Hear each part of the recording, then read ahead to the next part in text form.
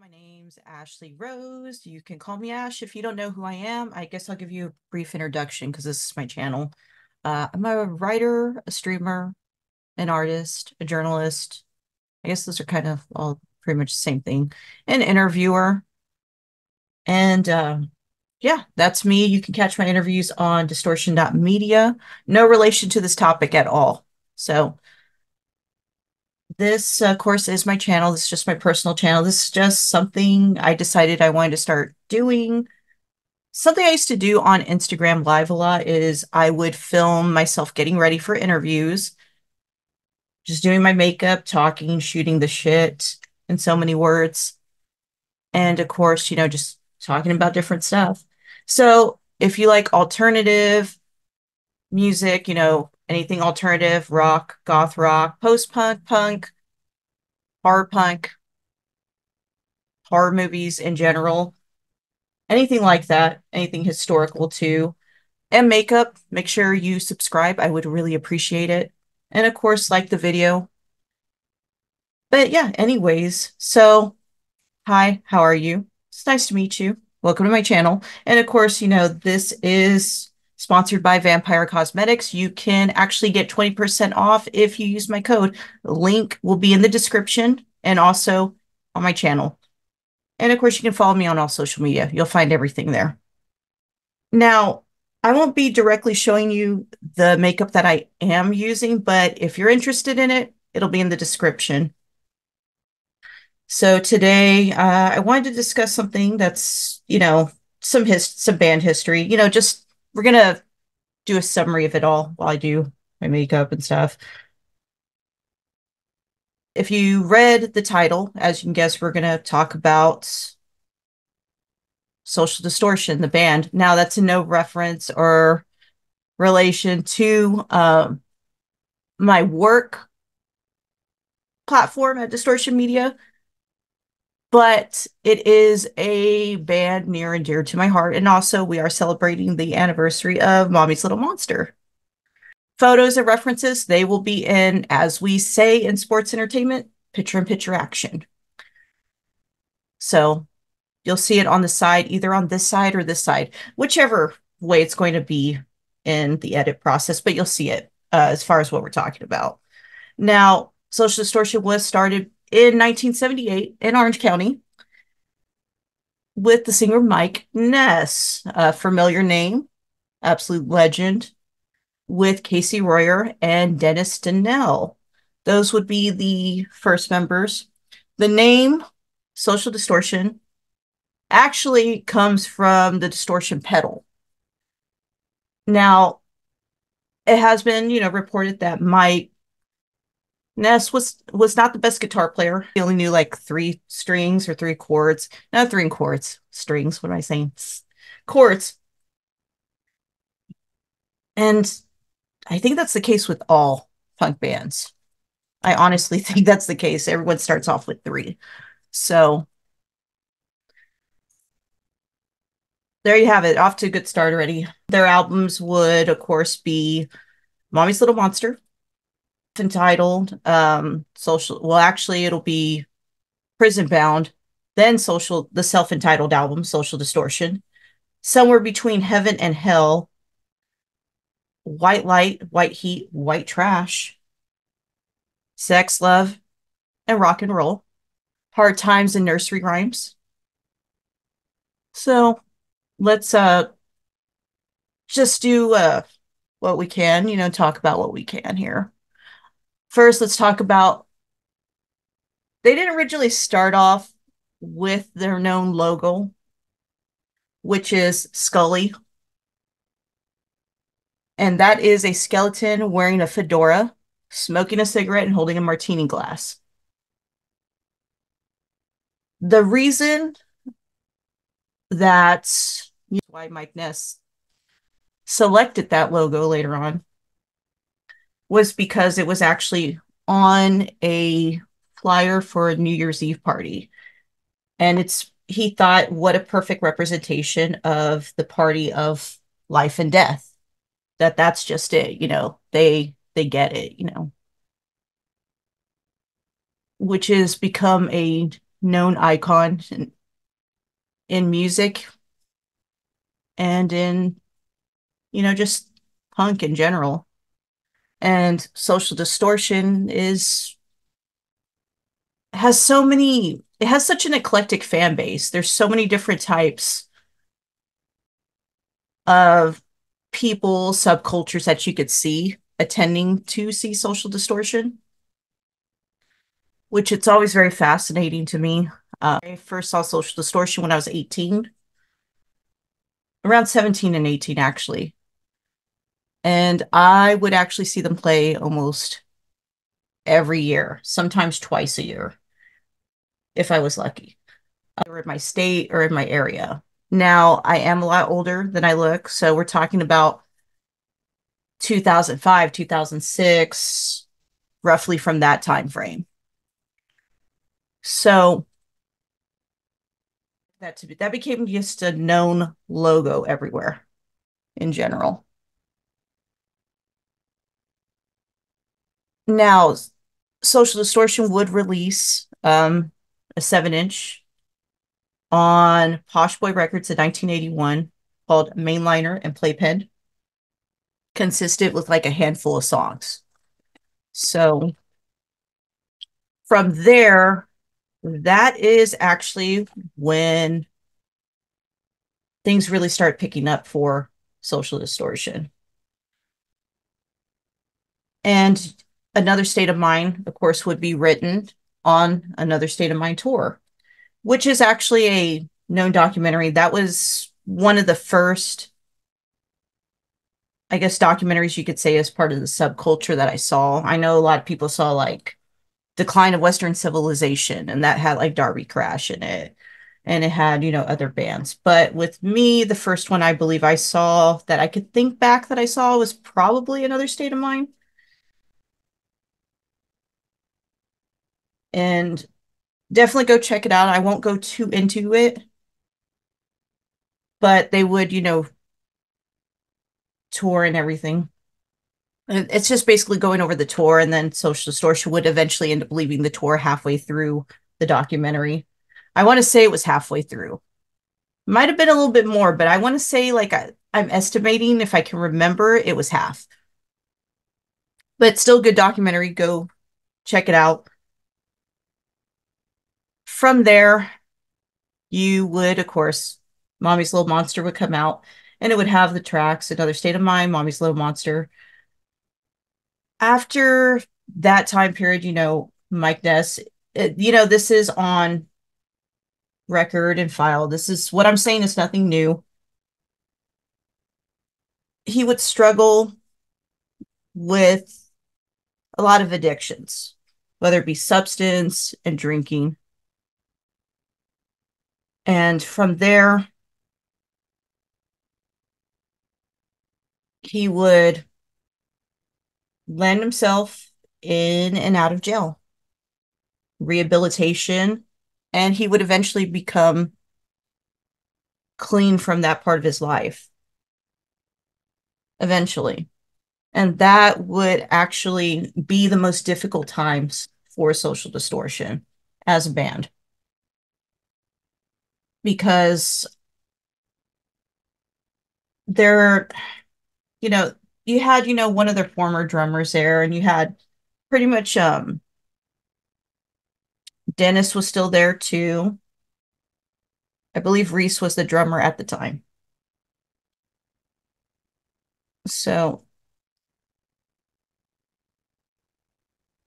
Dennis would be there, Reese would be there, and these were documented as the most difficult times for the band because of Mike's addictions, drug addiction, landing in and out of jail. He would also steal to support his habits and everything. Well, once he went into rehabilitation and, of course, got out of, stopped finding himself in jail, it's when they would work and release on Prison Bound. Prison Bound is one of Social Distortion's most known albums.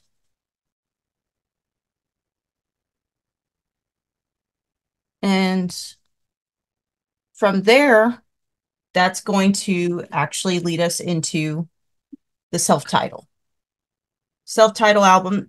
So the third Social Distortion album is the, believe it or not, it's the self-title album. The first album is not the self-title album. But the third album is, I want to say it was released on Epic. And that would be the self-titled Social Distortion album, which would go gold. This album is the one that had Ring of Fire in it, which was the Johnny Cash cover, which is one of the most known covers, and Ball and Chain, which is one of the most known Social Distortion songs. So if you are familiar with those tracks, that is the album it's on.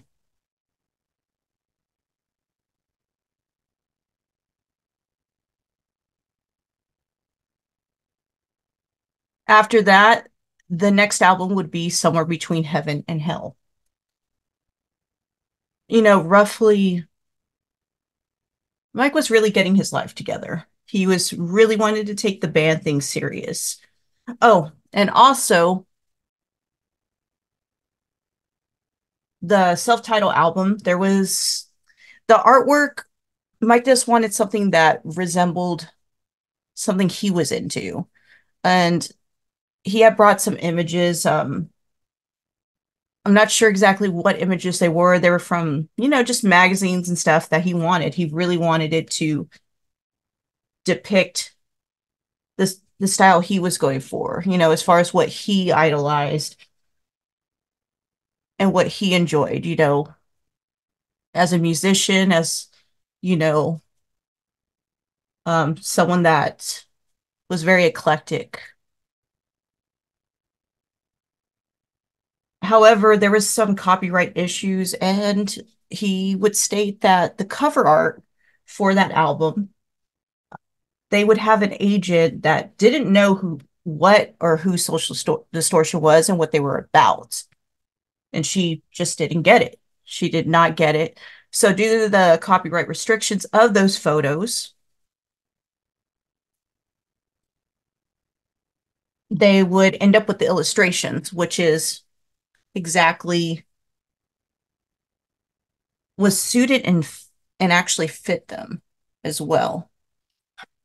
Hold on. Here it is. I was looking for my spray. So it would eventually just suit and fit them so well, which it's the illustration, you know, which contained like a pinup, a gangster, because he really idolized, you know, like old gangster movies, you know, things like that. After that, you know, Somewhere Between Heaven and Hell would come out, and then White Light, White Heat, and White Trash. And of course, they would have their own live album, which was Live at the Roxy, which is probably one of my favorite live albums because I think it's just such a good sound. So very well produced for a live album. And I don't really talk about live albums that much. But when it comes to live albums, to me, that was one of the best ones I had listened to.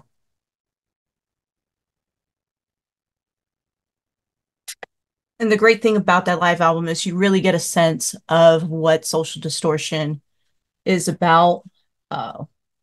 To see them live, you know, you will hear Mike Ness talking about the time period when punk rock was dangerous, how he would get into altercations and stuff due to the way he dressed and how he selected to do his clothes.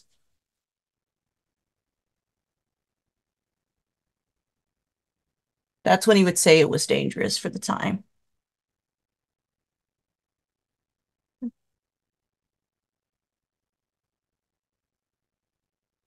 And then, of course, he would talk about, you know, Orange County, things like that. So definitely check out that live album. After that, in 2000, Dennis Danelle would pass away, becoming one of the most tragic losses in the band, and of course, just in Ness's life. And how could it not? You know, he was with them since the beginning. He was there. So that, let's see what color. I think I'm just going to go with solid black today. It's more of a grayish, and it doesn't have to be pretty, you know, like, doesn't have to be. I've always dug the sympathetic look. It's actually, believe it or not, that's how I used to intentionally do my eyeliner, is because Mike Ness used to do that, but you can actually get a similar look with just a dark pigmented gray eyeshadow. So Danelle would pass away, and the band, of course, would go on. I believe it was their second hiatus, because their first hiatus was after Mommy's Little Monster, leading into Prison Bound because of Ness's addictions and, you know, landing in and out of prison. So Sex, Love, and Rock and Roll would come out in 2004. Now, that album, to me, is probably one of the most heartbreaking albums to ever listen to, that I've ever listened to. It's pretty intense. You can really feel just the heartache in a lot of the songs. It's not a bad album. However, I have a difficult time listening to it, because some of the tracks do kind of make me sad in a sense, but they are really good, very good tracks. Growing up, Mike Ness, of course, he was kicked out of his home. He lived with his father and his I believe it was his father and his stepmother. I could be wrong. If I'm wrong, please correct me. It might have been his mother and his stepfather, but either way, he lived with one of his step parents. He would get kicked out of his home at the age of 15 and 16, somewhere between 15 and 16. And that's how he ended up actually in the punk scene. Social Distortion was inspired for bands like The Clash, the Sex Pistols. You know, it was just a mixture of music that he first heard at the time in the punk scene. So he would fall into that scene very well. He would self-educate himself. He would state that his beliefs in like things like politics and life, he would learn from the streets, and also he educated himself by reading. He was a very big reader into things.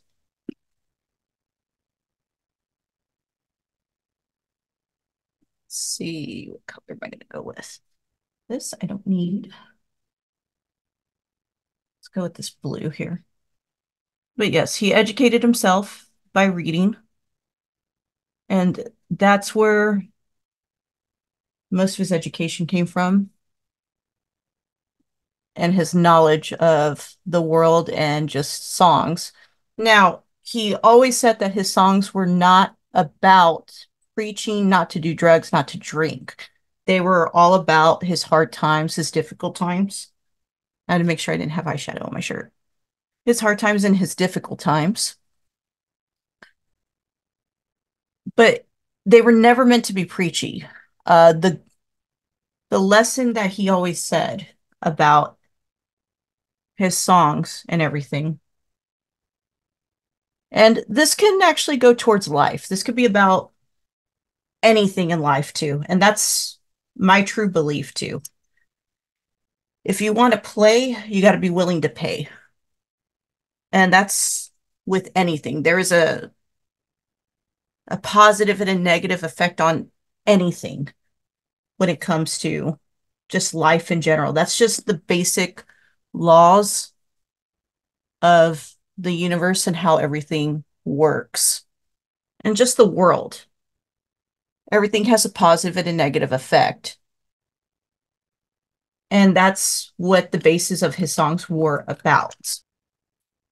The next album will be Hard Times and Nursery Rhymes. Now, Ness would pick a different approach on how this album was written because he said he wrote it from a storyteller's point of view. I'm just paraphrasing. That's not the exact wording, but like I said, I'm just paraphrasing.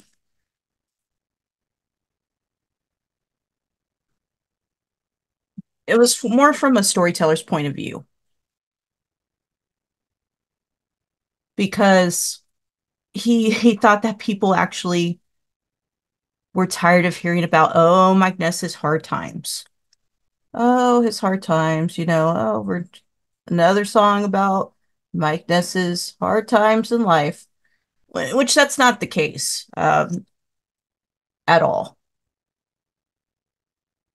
But it was more of a storyteller's point of view, hard times and nursery rhymes. He was writing about issues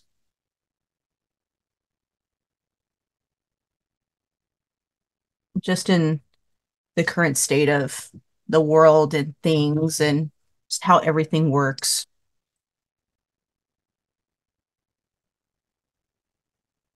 Times the nursery rhymes would come out. Mike Ness would, of course, have some solo albums.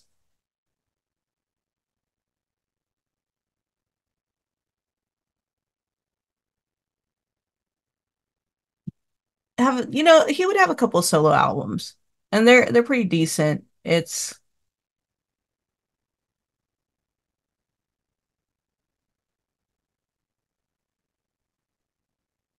If you're expecting something to sound more like how Social Distortion sounds, you're in for a surprise.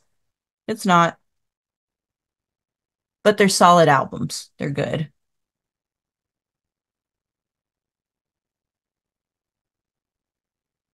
Now, now that we're in current time period, um, Social Distortion is on tour with Bad Religion this year in 2024, which is awesome. I've seen Bad Religion a few times. It's definitely a tour I would encourage people to go to. Go check them out. You definitely should check them out at least once. Mike Ness would, of course, be later on able to tour. There were some delays because he did did have like uh cancer when in his tonsils, but he was able to actually get cleared and recover from that. And now there is a new Social Distortion album coming out. I did hear on a recent interview with him, that the album is made to sound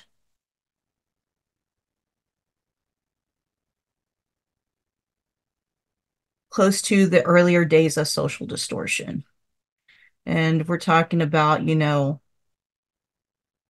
their punk years going into their self-titled album. So it's going to the description that was best that I could find that I heard about it was somewhere between Mommy's Little Monster and the third album, Social Distortion, which I'm completely for.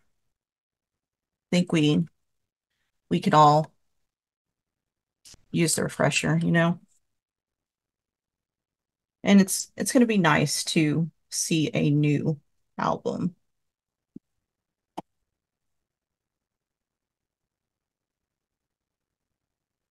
And I think it's such a great timing with the re-release of Mommy's Little Monster and the tour with Bad Religion. Such good timing.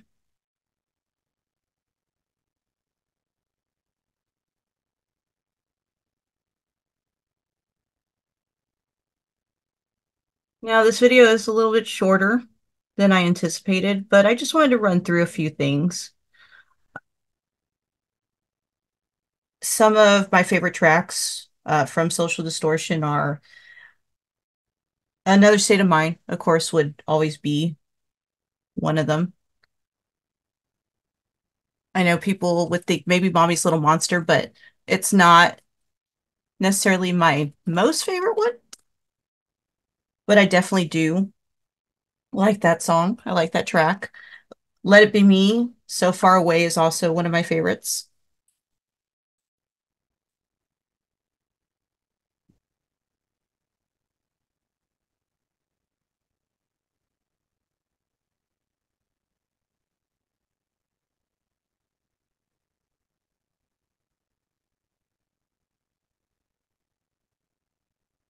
So, yeah. Usually I put on eyelashes, but not today. So, thank you, of course, for being here. If you have a favorite track, please comment it. I will take a look at it. A little bit of a short video, but I do have to go. So thank you for tuning in. I do have to do my hair. It's not going to stay in this messy bun thing. So just make sure to like, subscribe. I really appreciate it. Check out any of the products below in the description. And of course, if no one told you today that they loved you, just know that I love you. You're doing great.